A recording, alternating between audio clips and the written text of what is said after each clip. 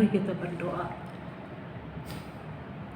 Kami datang kepadamu Bapa pada saat ini, dan kami mohon pertolongan-Mu di dalam kami melakukan pembacaan Alkitab dan merenungkan firman-Mu. Kami serahkan diri kami ke dalam tangan pertolongan Roh Kudus Tuhan. Di dalam nama Tuhan Yesus kami berdoa. Amin.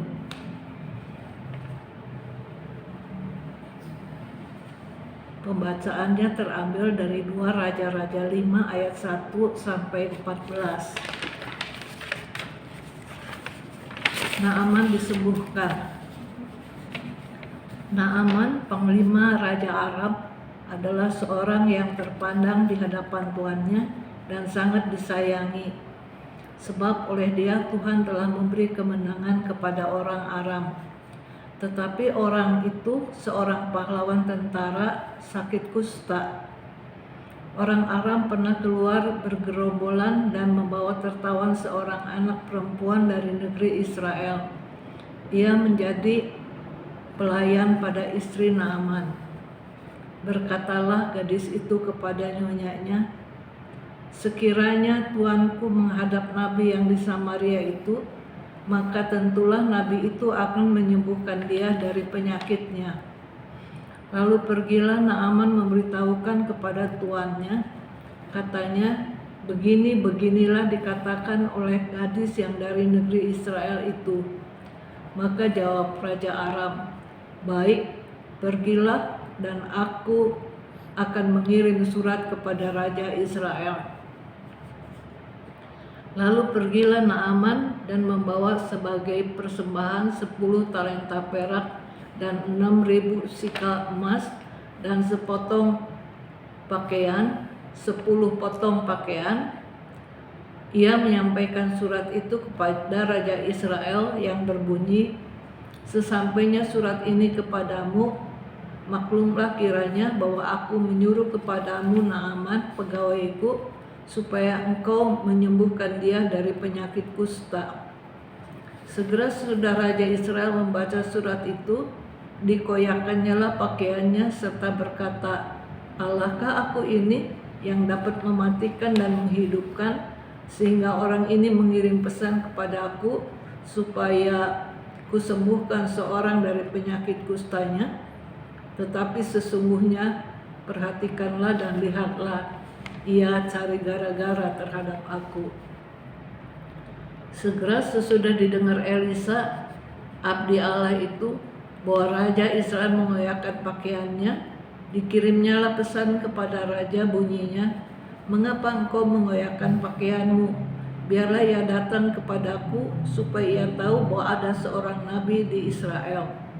Kemudian datanglah Naaman dengan kudanya dan keretanya, lalu berhenti di depan pintu rumah Elisa. Elisa menyuruh seorang suruhan kepadanya, mengatakan, "Pergilah mandi 7 kali dalam sungai Yordan, maka tubuhmu akan pulih kembali, sehingga engkau menjadi tahir." Tetapi pergilah Naaman dengan gusar sambil berkata, "Aku sangka bahwa setidak-tidaknya ia datang keluar dan berdiri memanggil nama Tuhan Allahnya.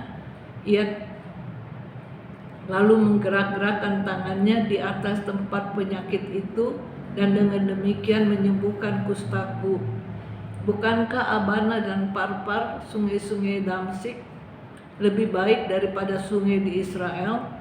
Bukankah aku dapat mandi di sana dan menjadi tahir?" Kemudian berpalinglah ia dan pergi dengan panas hati. Tetapi pegawai-pegawainya datang mendekat serta berkata kepadanya, "Bapak, seandainya nabi itu menyuruh perkara yang sukar kepadamu, bukankah Bapak akan melakukannya? Apalagi sekarang ia hanya berkata kepadamu, 'Mandilah, dan engkau akan menjadi tahir.'" Maka turunlah ia membenamkan dirinya 7 kali dalam sungai Yordan, sesuai dengan perkataan abdi Allah itu. Lalu pulihlah tubuhnya kembali seperti tubuh seorang anak, dan ia menjadi tahir. Sampai di situ pembacaan Alkitab kita. Tema perenungannya menjadi saluran berkat. Dengan ayat masnya terambil dari 2 Raja 5 ayat yang ketiga. Berkatalah gadis itu kepada nyonyanya, sekiranya tuanku menghadap nabi yang di Samaria itu, maka tentulah nabi itu menyembuhkan dia dari penyakitnya. Kisah kita hari ini menampilkan 2 tokoh yang berbeda, bak bumi dan langit.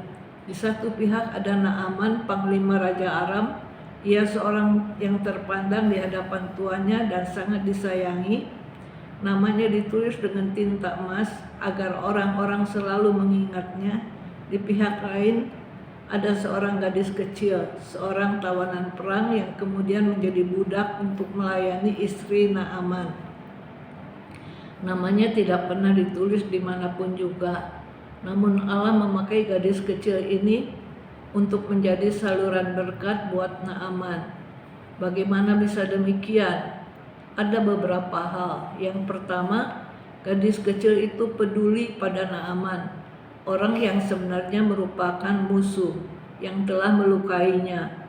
Namun gadis kecil ini mengambil inisiatif untuk menolong Naaman tanpa diminta atau dipaksa. Yang kedua, ia tidak berpikir tentang hal-hal yang spektakuler.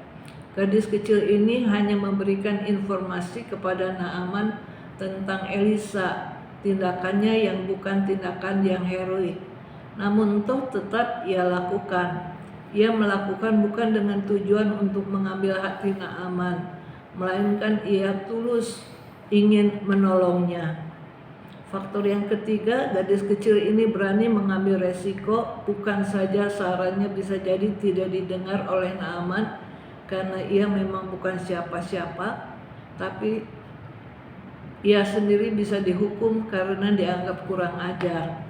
Ia bahkan juga tidak tahu apakah Naaman bisa disembuhkan atau tidak. Namun gadis kecil ini berani mengambil resiko. Orang seperti inilah yang seringkali malah dipakai Allah untuk menjadi saluran berkat bagi banyak orang. Amin. Kita berdoa. Ya Tuhan, jadikanlah kami saluran berkat-Mu betapapun kecilnya diri kami dan apa yang kami lakukan. Di dalam nama Tuhan Yesus kami berdoa. Amin. Bagi Bapak Ibu yang memiliki pergumulan khusus dan ingin didoakan, bisa menghubungi rekan-rekan pendeta di nomor berikut.